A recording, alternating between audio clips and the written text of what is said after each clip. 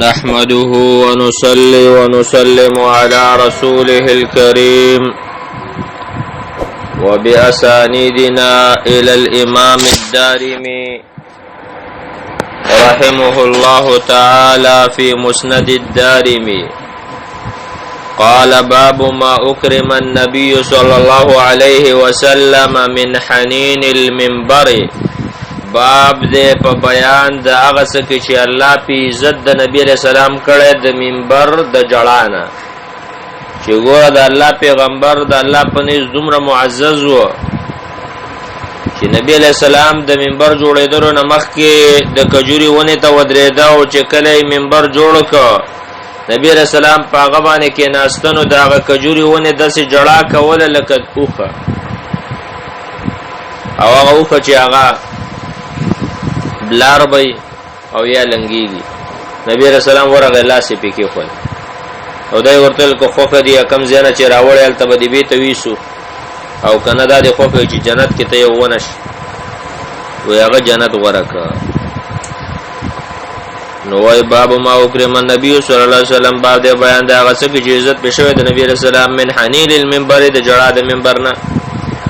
وبه قال أخبرنا عثمان بن عمر قال أنبأنا معاذ بن علاء عن نافع عن ابن عمر رضي الله عنهما أن رسول الله صلى الله عليه وسلم كان يخطب إلى جزع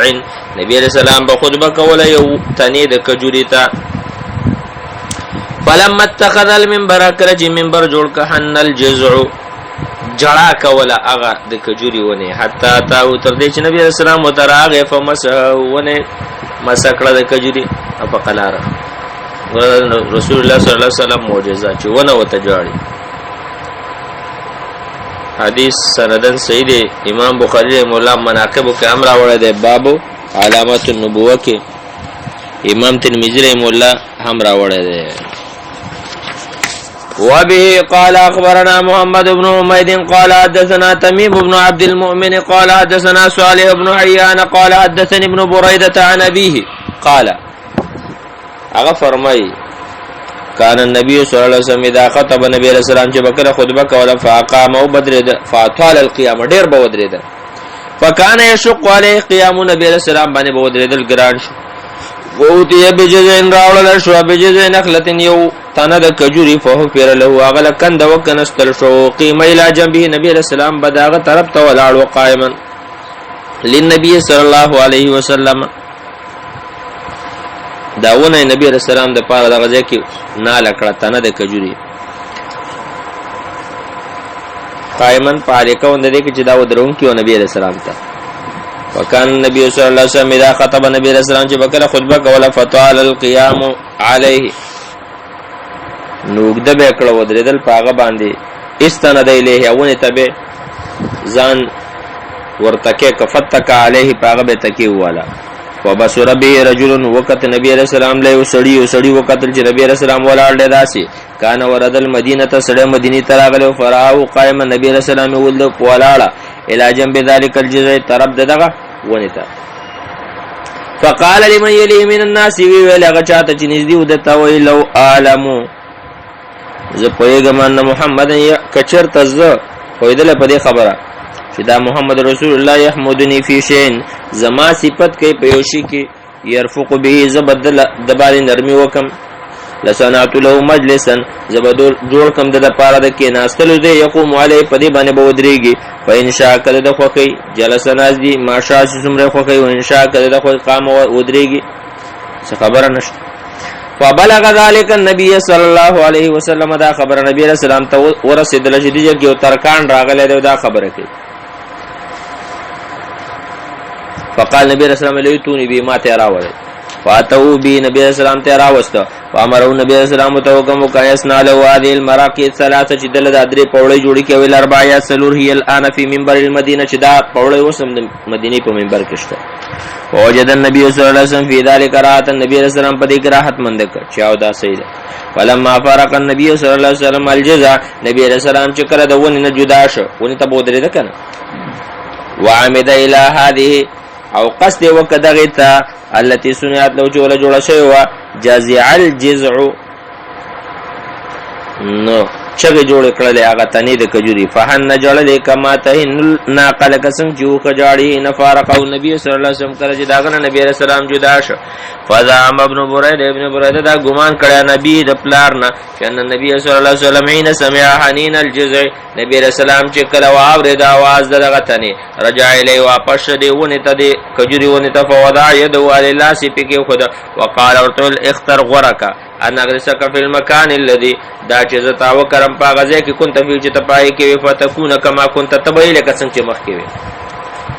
وان شئت کستاخو کې ان اغرسک فی الجنه زبر جنت کې وکرم فتشرب من انهارها تبس کې د ویلو د جنت نو عيون او داغې د چینونه بیاسن نبت کستا زرغونی دل بڑے خسته و تثمر تب میوی نشي فيأكل اولیاء الله من ثمرتك د الله اولیاء بستا میوی خوري ونخل کستا کجوري فعلت زبدا کارو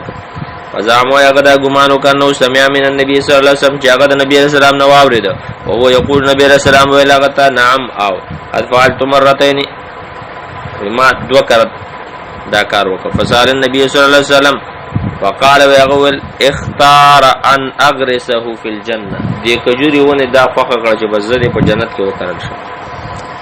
دا روایت سندن کمزور دی دیکھیو محمد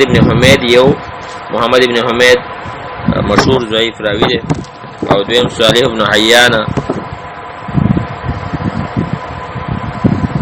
نو دا دواړه په دې کې ضعاف دي او څه مجهولین روایت پکې هم راغلي دي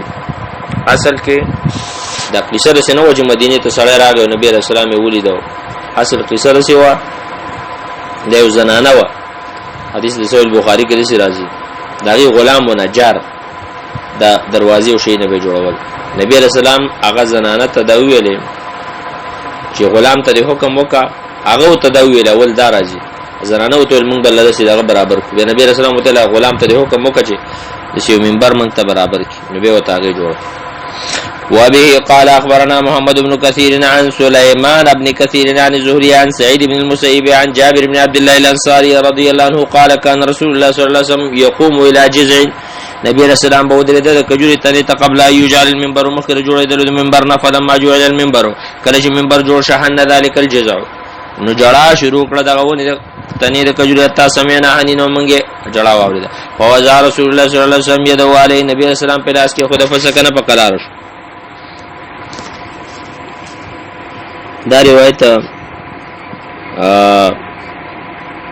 پدې سند باندې خبر اشته ده ځکه دلته سليمان ابن كثير هم پکې راغلی دی او محمد ابن كثير هم پکې راغلی دی لیکن په صحیح سندونو سره دا واقع نقل ده لکه مسند احمد کې مشته دارنګ ابن كثير البدايه والنهايه کې راوړل امام بخاری رحم الله بخاری کې هم دا واقع ذکر کړل سرور 909 نمبر حدیث دی الاستعانه بالنجار والصناع في اعواد المنبر والمسجد نو قصه دا صحیح ده بالکل چې نبی رسول الله باندې تو درېدا او چې منبر جوړ شنو به ونه جړه شروع کړه وابه قال حدثنا محمد بن كثير قال حدثنا سليمان بن كثير عن يحيى بن سعيد عن حفص بن عبيد الله عن جابر بن عبد الله رضي الله عنه قال كان النبي صلى الله عليه وسلم يخطب الى خشبه النبي رسول الله بخطبه کوله ولرګیته فلما سمع المنبر کله چې منبر جوړ شو فجلس عليه رسول الله صلى الله عليه وسلم په منبر کې ناست حنت حنين العشار اغه ونه د سچغي والي اتني لك بلار به وکړه د لسو میاشتو عشار ولکېږي و اذا العشار عطلت د لسو میاشتو بلار به وکړه حتی وضع تر دې چې کې خود رسول الله صلی الله علیه وسلم یدو علی خپل لاس په فسکنت په قلار شو حدیث سندن بالکل صحیح دی او کی جرام کله الله قاری صاحب کړه دیو کی جړه اوریدل قاری صاحب تا دیو کی جړه اوریدل کله چوکه جوړه ما بیگا واورید ښه یو دی ډیر د شي انتهایی جړه کې سترګونه مخ کې روانه چا یو ویډیو ورکړی و او هغه نو کته ډیر سخت حیران شوم البته مې د کتاب مطالعه کول او اچانک د شي ویډیو مخې ته رااله نو وخه چې دا ډیر ناشنا جړه کې وبه قال اخبرنا فروه قال حدثنا يحيى بن زكريا عن ابيه عن ابي اسحاق عن سعيد بن ابي قريب عن جابر بن عبد الله رضي الله عنه قال حنت الخشبه وجراك ولا اغه ونه د کجوري حنین الناقه الخلوج پشان د اغه وخ چلنګيږي خلوجا اغه وخ ته وای چې کله لنګيږي او درد دی نو هغه د درد په وخت هغه आवाजونه کوي وې د قشان आवाजونه د کجوري ونه کولا. وصلى الله وسلم على نبينا محمد صلى الله عليه وسلم.